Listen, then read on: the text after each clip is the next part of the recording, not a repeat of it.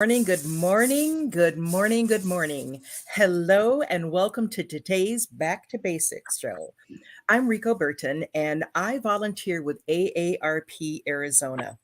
Now, AARP is the nation's largest nonprofit, nonpartisan organization dedicated to empowering people 50 and older to choose how they live as they age. With a nationwide presence and nearly 38 million members across the nation and approximately 900,000 members here in Arizona, AARP strengthens communities and advocates for what matters most to families: health security, financial stability, and personal fulfillment. Now, in the months of May and June, we're going to focus on healthy living and amplify the call to action for the 50 plus community to develop healthy habits for mental well being. As the country continues to grapple with the ebbs and flows of the COVID-19 pandemic, many are eager to move into a sense of normalcy. Many in the 50 plus community have developed coping mechanisms that show a strong sense of resiliency and the need to anchor themselves. Ongoing public health concerns, economic issues, and global conflicts are still weighing on older adults. By covering topics like sleep, stress management, healthy eating and exercise, AARP demonstrates that its healthy living offerings can help Americans develop and maintain healthy habits for their mental well being. Now, visit us for resources and information. That URL is going to come across the screen for you to see, and you can find us there. Now, this morning, as usual, we have Coach Sherry Ann with us. Good morning. Good morning, Lady B. How are you? Oh, I won't complain. Thanks for asking. How about you? I am wonderful. Thank you. Thank you so much. And I'm assuming you had a wonderful Mother's Day. I did. Thank you so much. And you as well? Yes. Yep. Oh, that's wonderful. We have to celebrate those things. All right, now you're going to talk to us about healthy breakfast, yes? Yes. I can't Definitely. wait to hear what you have to share. Go ahead.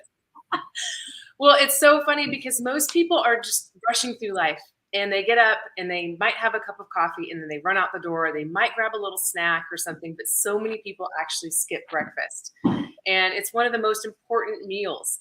I mean, we call it breakfast for a reason because it's breaking the fast from the evening. And when you break a fast, your body is primed for nutrients. So it's the best time to really load up on those vitamins and minerals and just get good nutrients in the body, start the day right, get your metabolism running. So breakfast is very important. You know, when we were children, our moms always said breakfast is important, and it's like, but it really, really, really, truly is. So. Why is it important? Well, like I said, you're breaking your fast. That's why it's called breakfast. It was coined breakfast hundreds of years ago, but you're breaking your fast from the nighttime. Before we had light bulbs, the sun dictated our days, and so when people would consume their dinner, then the sun set and that was it for the evening, and then they didn't eat until the sun came up. And so that whole time the body is really utilizing all of the nutrients that you had put in it from the day before. So it's fasted all night long. So you wake up in the morning and it's time to break that fast and flood your body with nutrients because it's primed and ready for it. So then I need those nutrients at the beginning of the morning. That was one of my questions. Is it important that we eat breakfast at a certain time?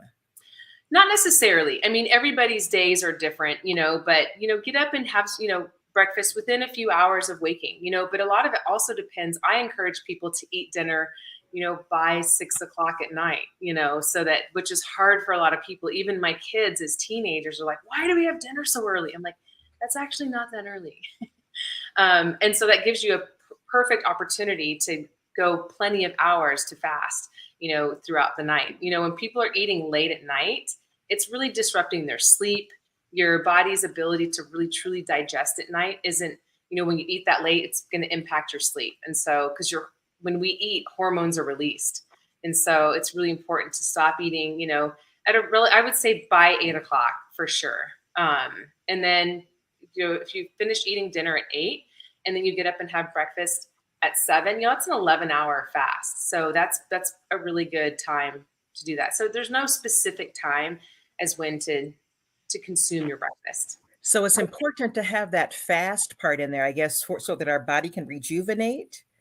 Yes. And so our bodies, so from the moment you put food in your mouth, your saliva is the first stage of digestion. We have enzymes that are released in our saliva. So that starts the process. And then by the time it goes through our entire system, it's about 3 hours, And so, but when the food is in our intestines is when there's full absorption happening. And so and I talk about this when we do snacking and eating throughout the day, it's really best to wait at least 3 hours between eating when you're eating during the day. But at nighttime, yes, it gives you a full opportunity to absorb everything, let the body repair when it's sleeping. So you wake up and it's empty, it's ready to go. Hmm. So breakfast is really, really important because if you wait longer, I mean, some people will try to do fasting, like a 12 to 15, sometimes 18-hour fast, which that's totally fine. So if you eat dinner and then you want to wait until noon the next day to eat, that's okay. But you just have to make sure that when you eat at noon, your body is ready for nutrients, and so you want to flood it with nutrients and make sure that you're consuming enough calories to support you for the entire day. The problem with intermittent fasting with a lot of people is they're maintaining the smaller meals that they're used to eating, and so they're not getting enough calories, and so they're in a very deficient state. And so when you end up starving the body, it's going to work at first to lose to lose pounds, because a lot of people do intermittent fasting for weight control. Sure. But the thing is you'll lose weight initially because there's a deficit, but then the body, if you can maintain that, then the body gets to a point to where it's like, okay, he or she is starving me, so I'm going to start storing these calories because I got to survive. And so Okay. the body is very, very smart. So if you're going to do intermittent fasting, just be very, very careful to make sure you're getting plenty of calories. All right. Thank you. Now, for those of you that are watching, if you have any comments or questions, please put them in the chat and we'll get to them. We have a question, and it's a wonderful question, which asks, is it dangerous for people who are diabetic? Oh, for fasting? Yes. Yes. So fasting for diabetics, yes, mainly because you have an insulin issue that you're monitoring. And so, I mean, and if you're diabetic, if you're wearing a pump, like if there's so many factors that come into play for diabetics. So if you're a diabetic, you definitely need to be consulting with a professional and a doctor to make sure that fasting is, that you can do it and what you should be looking for, because that can be dangerous, definitely. Well, now I know you're going to talk to us about healthy breakfast, but we want that butter and we want the strawberry preserves and everything. Why does it mean healthy? What does it mean to be healthy? I know. I struggle with using that word only because when I use the word healthy, people like immediately are like, ugh, like they don't want to do something that's good for them. But healthy doesn't necessarily, I mean, the thing is in breakfast and actually all of your meals, what's healthy is making sure that you have all of your macronutrients. So if somebody's having strictly a pancake breakfast, pancakes are yummy and they're so good, but you need to be making sure that you have some protein in there, because unless you're making a protein pancake or at a restaurant where they're making protein pancakes, you're not getting any protein. So can You I know, have shrimp and grits? oh, what's that? May I have shrimp and grits? Oh, of course, you got some protein, you got some grains, you put a little butter on that, you got some fat, like Oh, I you're can good have to go. butter too? Oh, now see, I thought you were going to talk about healthy, and I was like, ooh, Lord, I don't know about this. Because healthy, many times for some people, we equate it to not tasting very good. And I know you're going to dispel that for us this morning. Yes, exactly. So the one thing I do want to impress upon you is make sure that you're getting all of your macronutrients, which is your fats, your proteins, and some carbs. And I always tend to educate people on making sure that they focus on their protein and the fat, because you're always going to get carbs in. Carbs sneak in everywhere. So make sure that you're getting fat and protein. And eating fat doesn't make you fat. We need fat in order for our organs to function appropriately and in order for our joints to be lubricated. You need fat in your diet. I don't know how else to say it. Do not be scared of fat. Get it in there. But isn't there good fat and not so good fat? Of course. Yes, absolutely. The good fats are the healthy fats, like the naturally occurring fats, like olive oil. So I use a lot of olive oil. At breakfast time, our fats are predominantly eggs and avocados. And we always, we have bacon in my house. A lot of people are scared of bacon, but we do a lot of bacon in my house. Sometimes a sausage, like a chicken sausage, but we definitely have bacon in our house. Well, I don't want olive oil on my pancakes. Then put some butter on there, but Yeah, don't does it be need to be scared of real butter? Does it need to be real butter? Is that one of the things that we not do the fake butter or whatever that don't is? do fake butter. Yeah, when you start getting into fake stuff, you're talking about preservatives and things that ingredients that your body does not recognize. And when you put things in your body that your body doesn't recognize, your liver goes kind of crazy because it's like, what am I supposed to release to control this? I don't even know what this item is. Um, So yeah, make sure things are always naturally occurring. Naturally occurring fats. Nuts are a great way. Well, let's just dive into it then. So one of my favorites and easy one is we do egg bites. And so Ooh, I make these ahead of time, and I make a lot of them, and they just sit in the fridge because you can pull them out and you can reheat them. And you all have been to Starbucks. Most people have. And so, they have little egg bites at Starbucks. So I just do my own homemade little egg bites. I have a tiny little muffin pan that's about that big. And I figured out that 3 egg bites is 1 egg. So I usually have like 6 egg bites. oh wow. So, and in these egg bites, you can really put in whatever you want. So I crisp up bacon so I can chunk it up, like break it up really easily. And then there's orange bell peppers and some greens, either spinach or arugula, like torn up. But I whisk it all together. Oh, and some cheese. And I whisk it all together, spray the muffin pan, throw it in the oven for 10 to 12 minutes, and then they're done. So then I take them out of the oven, pop them out, put them in a Tupperware, throw them in the fridge.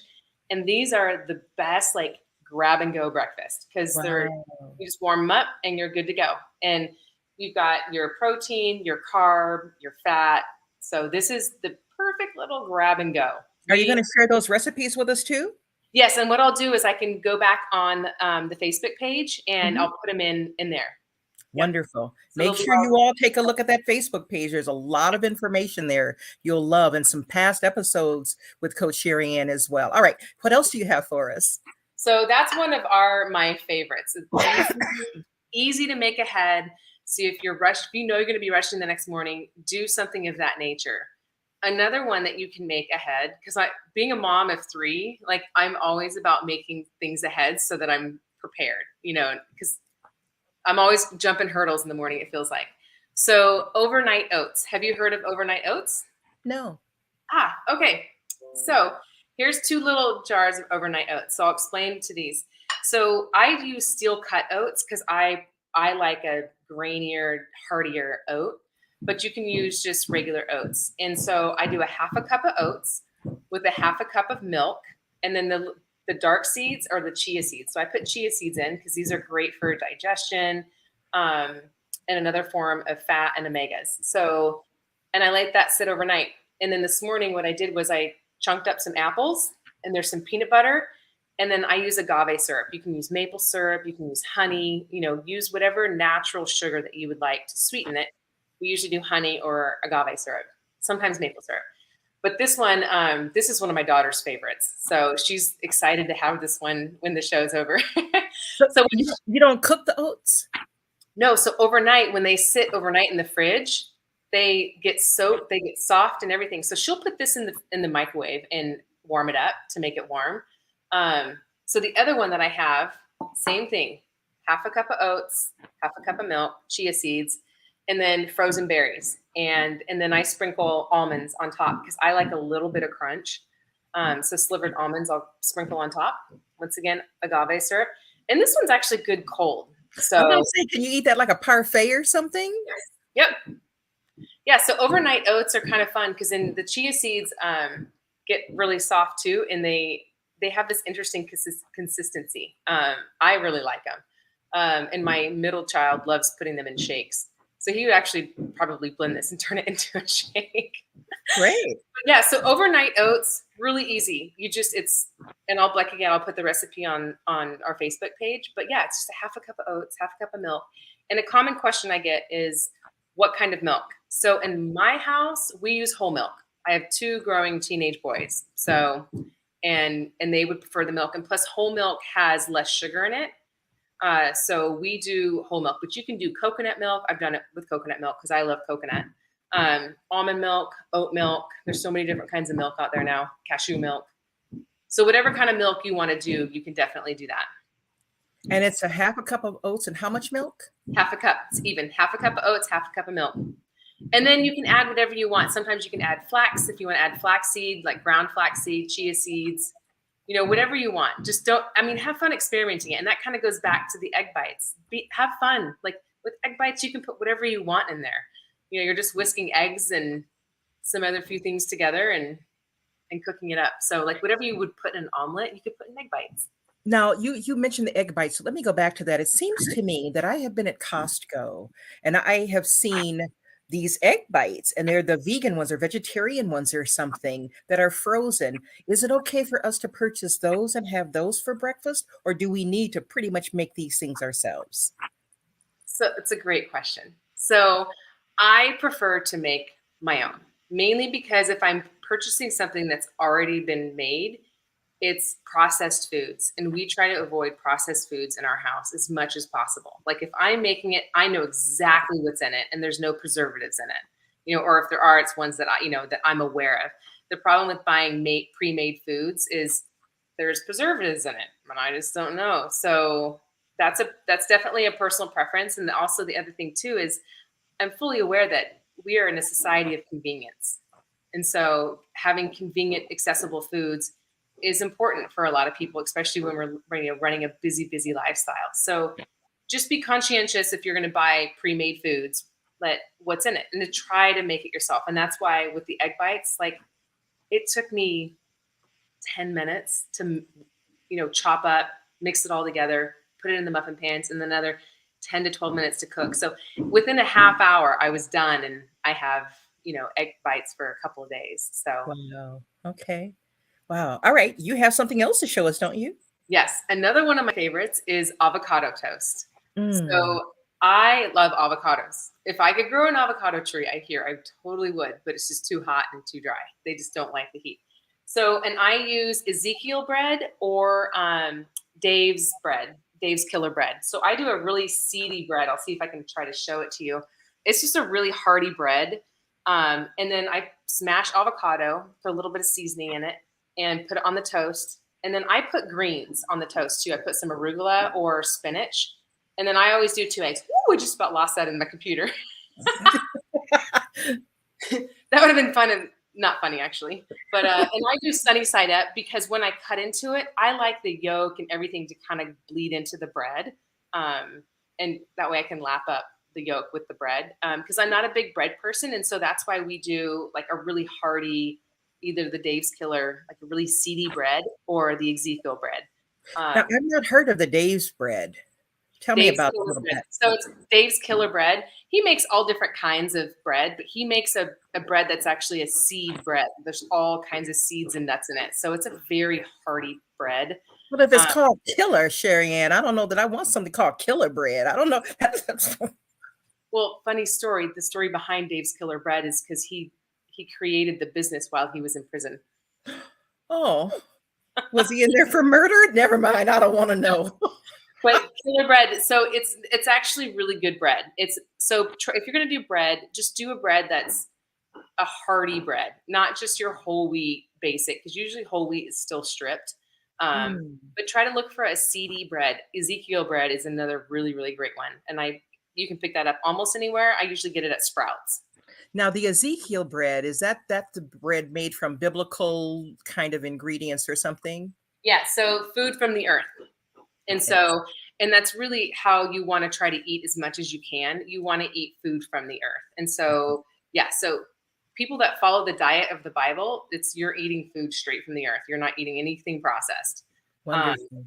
and you eat meat on a minimal basis. And now, do they have Ezekiel bread? I don't know that I've seen it in regular markets. They're mostly at Sprouts and some of the other, AJ's or something like that, Right. health stores. Okay. So we Yeah. can find it there. Well, kudos to Dave for, having a second chance at his life for doing something wonderful that's going to help other people. So Right. that's great. Now, back to that little egg thing. May I have some cheddar cheese on mine, or is that not healthy? No, you can't. You talking about the egg bites or the avocado toast? The avocado toast. No, Oh, no, no, no. What did you just show us? The avocado yeah, toast? the avocado Okay. toast. Yeah. Yeah, if you want to sprinkle some cheese on the top of that, by all means, go for it. Yeah. Okay. Nothing's wrong with cheese.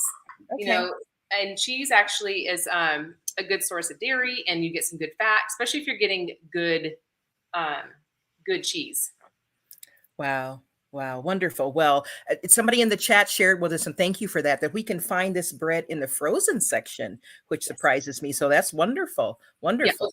The Ezekiel bread. Yes. Sometimes because it has no preservatives in it. So Okay.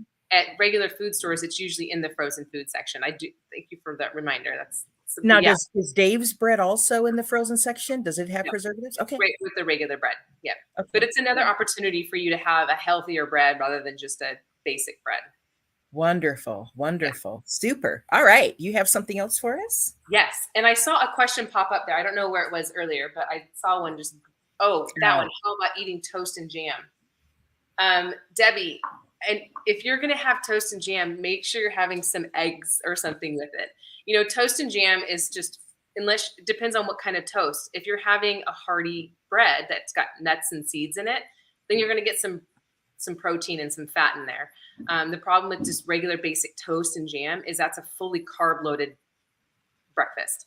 So just make sure you get some fat. So like maybe put some peanut butter with your jam, or get some butter on your bread. So make sure that you're having some fat and some protein. So there's nothing wrong with toast and jam. And that's one thing I do want to impress upon everyone here, that I'm not saying don't do something, but if you're doing something that's less than healthy, just manage it a little bit better. All right. Well, Debbie, I'm with you. Debbie, thank you so much for asking that question. And I like toast and jam too, strawberry preserves, and I do like some butter with mine. So I don't Yes. feel so badly. I was a little concerned about today, but you are just lifting my spirits with the information you're sharing. Thank you so much. I'm so glad. Now, somebody else asked a question here while we're at it. Is it okay to have smoothies, just a smoothie every day for breakfast? Oh, Jane, that's a really great question. So what the best way for me to answer is, if you're having a smoothie, make sure you're putting a protein powder in there, or even you can put raw eggs in your smoothie. You really can. You. Just to you're not going to know it's in there because it's being blended up with fruit and yogurt or milk or whatever. But make sure that you're getting some protein in there for sure, and some fat. You can put peanut butter in smoothies too to get some fat in there. The other thing too is I would encourage you to not always have smoothies, because it's important that we chew. It's important that we masticate. So with smoothies, you're just drinking it. And the reason for that is not only jaw health, tooth health, but also when we chew, our saliva glands are activated. And so that releases the very first enzymes. And not to say that saliva glands aren't activated when you're doing a smoothie, but it's important to go through the process of actually masticating and chewing our food before we swallow. Okay, thank you for that, Jane. She's in Scottsdale. And Anna Williams, she's joining us from Michigan. She says she's in Michigan and never heard of these breads, but somebody else in the chat's already answered it. Harvest Health, and I'm familiar with that store in Michigan as well. Harvest Health does have those things there. So yeah, these are available in Michigan and Arizona and all across the world, I would imagine too. All right, thank you so much for these questions. We really appreciate you guys. All right, so Coach Sherry Ann, do you have something else to show Oh us? yeah, I got two more dishes. Oh, let's get with it. Okay. So this next one is a savory dish. So it's not a sweet dish, and you don't always have to have breakfast foods at breakfast time. So this one, I'm going to tilt it up the best I can. So Mhm. this is a grain and lentil mix. And grain and lentils, when you put them together, are a perfect protein. So this is a vegetarian dish, and it's a savory vegetarian dish. So we have lentils and barley and a few other grains in here, some tomatoes, some greens, some carrots, and some avocado. So we have our fat, our protein, some carbs. And I love this. And if you want, you could drizzle, I do a homemade vinaigrette. I can just drizzle it over the top. But I don't necessarily always need to do that, because I do put stuff on this is like the same as the avocado mash. And this all mixed together is very, very filling. And it's definitely a savory, hearty breakfast. So you don't always have to have breakfast foods at breakfast. You can have other things. You're gonna have to pray for me, because when I look at that, I want some cornbread. I like some good cornbread. Right? So give me some cornbread with that. May I have some cornbread for breakfast? I don't know about that. Cornbread would actually probably be pretty good with this, actually. Now, do you prepare all of that ahead of time, the night before or something, or is that something you can do pretty easily in the morning? So this Lentil and grain mix. So Mhm. I always have staples in my fridge, like prepared, and I usually use a day, and I just kind of do that. So the lentils and grains, you can make that ahead, and I just put it in a big Tupperware, and it stays in the fridge, and it gets scooped out as needed. Um, and the same with the egg bites, I can make ahead. So a lot of stuff I make ahead. Those are things. And what else? Another staple I usually always have in my fridge is cooked hamburger meat. Like it's always because kids can add hamburger meat to anything if they need extra protein. Because like I said, I got two teenage boys that are eating me out of house and home. All But right. so that you can make ahead of time to really help as far as the lentils, and then all you're adding is the greens, the avocado, the tomatoes, and whatever other vegetable you can. That just happened to be what was in my fridge. So as long as we're getting proteins in the rest when we break our fast, as in breakfast, it doesn't matter really what we're eating as long as we're doing that. Okay, wonderful news. All right. You have one more to share? I do. This one is a yummy one. This one was another one that my daughter's like going for. So this one is just my fruit and yogurt and bowl. Mm. And so, but what I do for my mixture underneath is actually yogurt and cottage cheese together because I like cottage cheese. But when I put it with yogurt, it just kind of creams it out a little bit differently. I know most people are probably like, that sounds weird. But you could do just cottage cheese. You could do just yogurt. You could do Greek yogurt, which is high in protein. So that's the yogurt that we have here at my house. And then I try to do rainbow, like just the other plate, like colors as much as you can. So we got kiwi, strawberries, raspberries, blueberries, because a lot of antioxidants in fruit. And so a lot of vitamin C in the kiwi. So potassium in the raspberries. So these are all really good for you. And then what I sprinkle on top is a grain-free granola. And grain-free granolas are typically seeds and nuts, coconut. They use coconut oil or butter to bind it together. You can do a grain granola. We just here at my house do a grain-free granola, just because it's a little higher in fat, a little higher in protein. I was going to say, does it have to be grain free? I've seen granola at the market at different places, and some of them have nuts and all the rest of that in there. So it's okay to have that as well. Absolutely. Just watch the sugar on it. Like some granolas are better than others for sure. And so just watch the sugar on them because some of them have a lot of added sugar. So Um, that's the thing with grain-free granola is it tends to be less in sugar. Okay, but it still tastes good. Oh yeah, definitely. Okay. Girl, it has to taste good, Sherry. What's the point? What's the point? I know. I know. I mean, granted, eating foods from the earth definitely does take a palate in the sense of being appreciative of it. Because I think that as we have evolved as a society, convenience food, processed foods have really taken over, which are loaded with sugar, salt. Not that those are bad, but they definitely get you away from tasting food the way we're supposed to eat food. Okay.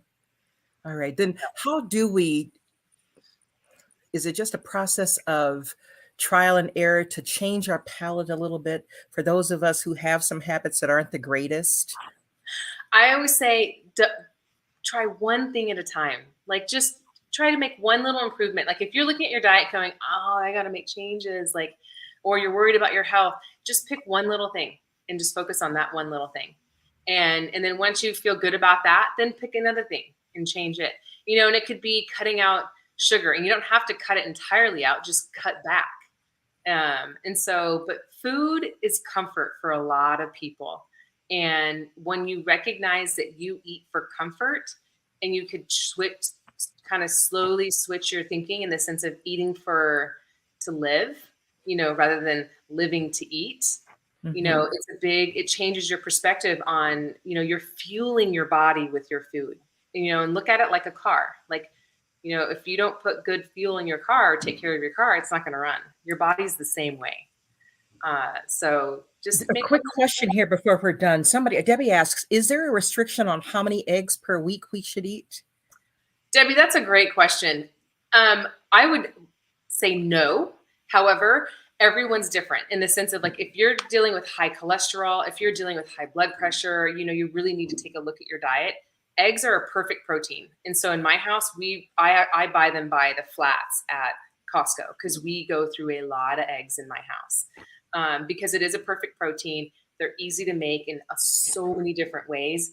So if you're doing the work that requires, if you're like, I have growing kids, like for me, I work out a lot. So having eggs and, is not a big deal, but it depends on your lifestyle, your health issues, and things like that. So there's not an easy answer, Deb. Sorry. Thank you so much for sharing. Well, once again, Coach Sherry Ann has given us some wonderful information that we can utilize. And I'm really very taken with what she said near the end about living to eat or eating to live, which means that many of us, let me raise my hand because I resemble that remark, many times we'll eat for comfort and we have to learn to replace that with something else. She's given us wonderful, wonderful information about stress and some other things. So maybe when we learn to manage those things, how we eat can also be changed.